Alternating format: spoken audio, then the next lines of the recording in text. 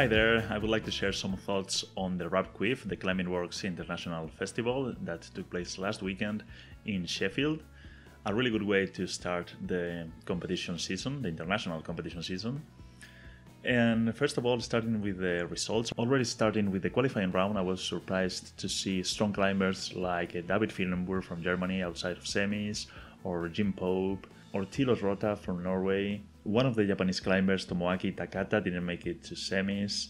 Loic Timmermans, Billy Ryder, Louis Parkinson. On the other hand, it's not that surprising because the CWIF is known for how technical the problems are already in the qualifying round, so it's really easy to make a mistake and find yourself out of semis. Then on the semis, more surprises. Two of the favorites, Jarne Kruger and Jan Hoyer, didn't make it to finals. My money was either on Jan Hoyer or Kokoro Fujii to win the CWIF, but I was pleasantly surprised by the performance of Alex Kazanov from Israel. He made it to semis, he did really well and made it to finals. Then on the final, really good performance by Kokoro Fujii, no surprises there, he won the competition. But again, Alex Kazanov did really well, he's looking super strong. Apparently he's been training like mad, like 6 days a week, twice a day or something like that. And he seems to be super fit, and I'm really looking forward to his performance in the World Cups. I hope he does really well in the IFSC competitions. On the female side, the winner was Alma Bestvater. Not really surprising. She's super strong. She climbed an 8B or B13 boulder last summer. She won the Bundesliga. And I'm also looking forward to her performance in the World Cups. Regarding the setting, not much to say about that. It would be easy to say that the setting on the female final was perhaps a little bit too difficult. But that's just because nobody topped the first two problems. But they were really close to being topped, especially the first problem, and this is one of those situations in which if you make the problems a little bit easier, you may go from 0 tops to several flashes. But even though the problems were not topped, we saw a lot of climbing on them, and they were falling really high on the problem. And on the male side, all the problems were topped, so almost perfect difficulty for the boulders.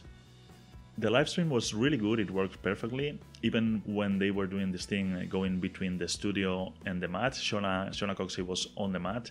That's tricky and sometimes that doesn't work, and it worked every time. And no connection issues. Obviously the commentators know what they are talking about.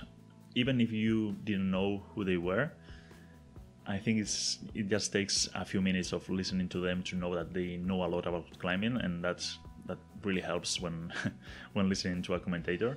The camera work was quite good in general. Still, there were some moments in which for some reason they decided to show the crowd instead of the climbing, which is a cardinal sin of live streaming.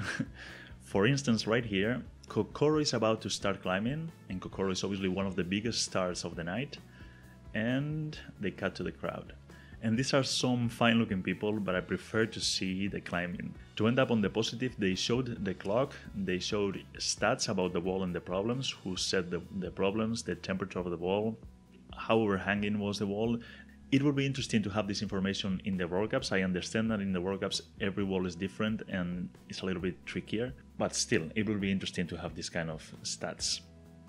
And they showed the results a lot, and using a really minimalistic format that gave all the information necessary, who's winning, who's climbing right now, who has tried which problem, and what they did on each of the problems.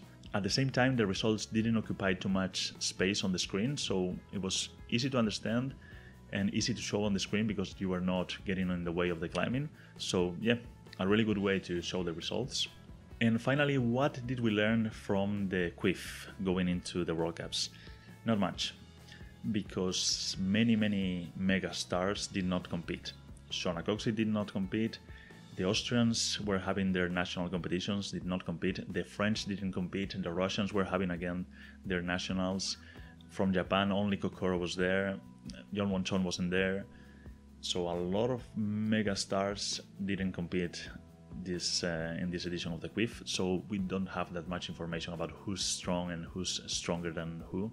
Yanya wasn't there also, obviously the Americans were not there, the Canadians were not there, so we're gonna have to wait and see. But this weekend we are having Studio Blockmasters in Germany. This is the German version of the CWIF. And again, we're going to have an open competition followed by IFSC format semifinals and finals, live streamed, and with many international stars. So make sure you don't miss that. And I would love to know what you think of the CWIF, if you watch it, if you competed there, about the results, about the setting, about the live streaming. Leave all that in the comment section. And that's it for today. Thank you so much for watching, and take care.